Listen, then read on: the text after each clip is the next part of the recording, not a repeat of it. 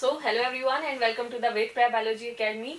So, yes, I think all of you are doing good. So, जैसा कि आप सभी देख सकते हैं, आप सभी के लिए बहुत अच्छी न्यूज़ आई है स्टूडेंट्स, जो भी स्टूडेंट्स पीएचडी करना चाहते हैं और PhD from IIT, yes IIT Indore.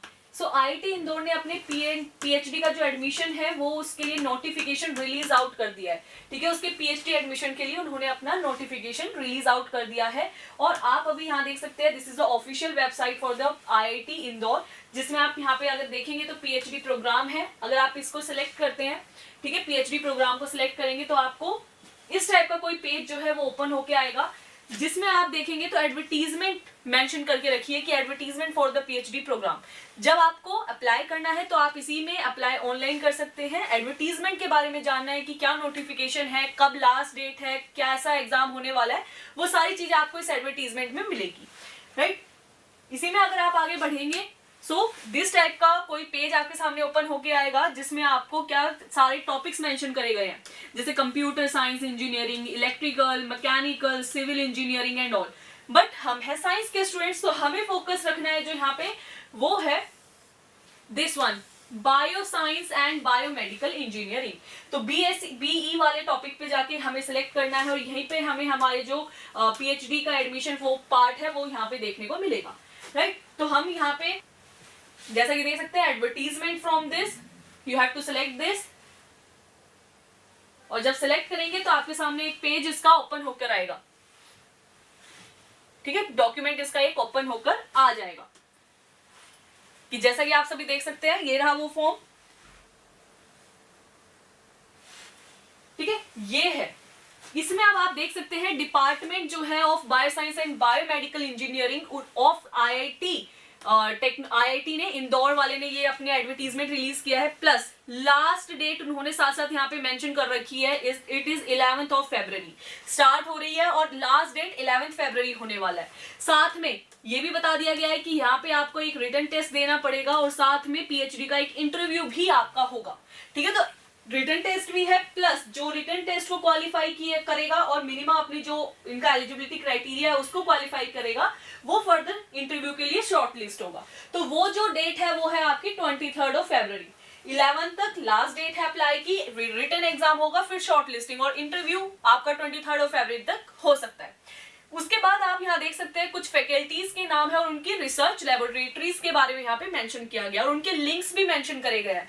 For example, कोई स्टूडेंट है जो इंटरेस्टेड है for the molecular immunology lab, ठीक है, किसके अंदर है ये भी मेंशन किया गया है। और अगर आपको उससे रिलेटेड और कुछ जानना है कि उस लैब में क्या वर्क चल रहा है, कैसे वर्क चल रहा है उस लैब में, और क्या क्या चीजें हैं, वो सारी चीजें आपको इस लिंक के, जब लिंक से आप गो थ्रू करोगे आपको मिल जाएगी।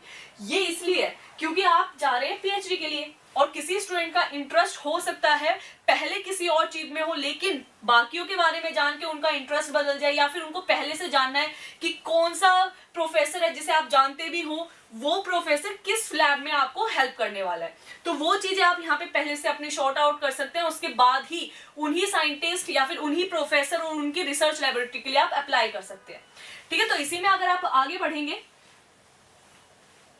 तो ये सारे सब कुछ यहाँ पे मेंशन कर दिया गया है। इसके बाद उन्होंने मेंशन किया है एप्लीकेशन का प्रोसीजर, और साथ में ये भी मेंशन किया है कि इंडियन स्टूडेंट्स के लिए क्या प्रोसीजर है। अच्छा, अगर हम एप्लीकेशन फीस की बात करें तो बेटा वो है आपकी ₹100। किसके लिए है ये? For Indian students. क्या यहाँ पे फॉरेनर्स भी आके अप्लाई कर सकते हैं? तो हम बोलेंगे यस, इसलिए उन्होंने पहले ही मेंशन किया है फॉर इंडियन स्टूडेंट्स, उनके लिए बोला गया है। तो कैंडिडेट मस्ट अप्लाई ऑनलाइन, उन्हें ऑनलाइन जो है वही अप्लाई करना है। उन्होंने यहाँ पे अपनी वेबसाइट भी मेंशन करके रख दी है। ठीक है, और एप्लीकेशन फीस जो है वो कहाँ पे चेक करनी है और कहाँ पे अपनी सबमिट करनी है वो भी मेंशन कर दिया है। ठीक है, इसी में अगर हम आगे जाएंगे तो नेक्स्ट ये कुछ इंपॉर्टेंट पॉइंट्स इन्होंने यहाँ पे मेंशन किए हैं, जैसे ये कि जिसको शॉर्ट लिस्ट हो जाएगा इंटरव्यू के लिए, जो स्टूडेंट शॉर्ट लिस्ट हो जाएगा तो उसको इंटरव्यू पे जब वो जाएगा तो क्या क्या लेकर जाना है, क्या क्या उसको लेके जाना है। तो बोला गया है मस्ट ब्रिंग लाने को बोला गया है। क्या? एक साइन करी हुई अपनी hard copy of the application, जो भी आपका एप्लीकेशन फॉर्म होगा उसकी हार्ड कॉपी लेके जानी है। प्लस जिसमें आपने उनको अपनी जो फीस है वो पेमेंट करी होगी उसका भी एक आपको स्लिप लेकर जानी है। रिसेंट की कुछ फोटोग्राफ्स लेकर जानी है।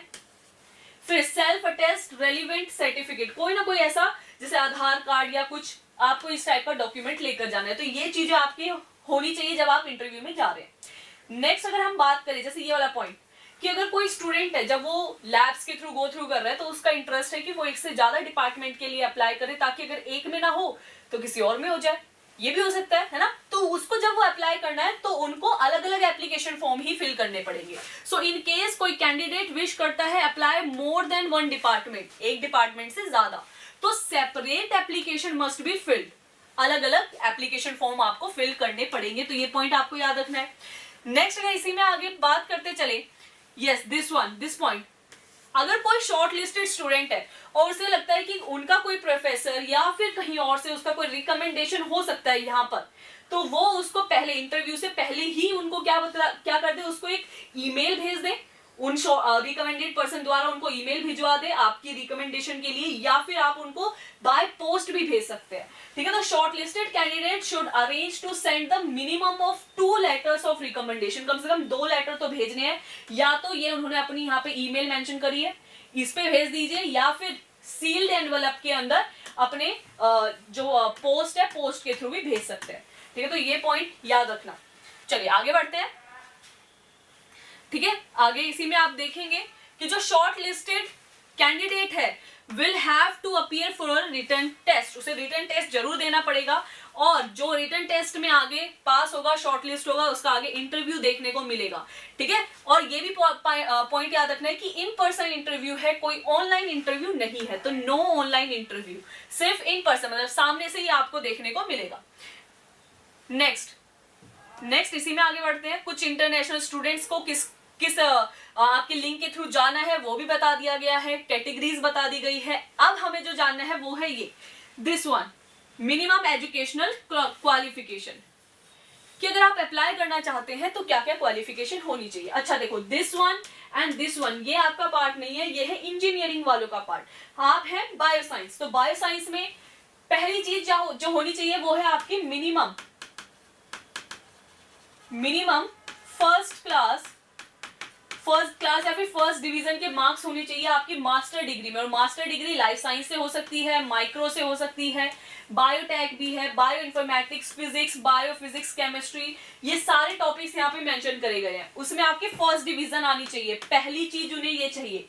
दूसरी चीज वैलिड यूजीसी या सीएसआईआर नेट का जेआरएफ, तो यूजीसी या फिर सीएसआईआर नेट जेआरएफ, तो जेआरएफ होनी चाहिए, क्योंकि फेलोशिप तो आपको यही प्रोवाइड करेगी ना, जो पीएचडी में आपको फेलोशिप मिलती है वो तो यूजीसी या फिर नेट ही प्रोवाइड करेगा। तो वो पॉइंट भी याद रखना है। पहले तो मिनिमम फर्स्ट क्लास आपके होने चाहिए, आपके मार्क्स मास्टर्स में, प्लस यूजीसी या फिर नेट के द्वारा आपका जेआरएफ क्लियर होना चाहिए।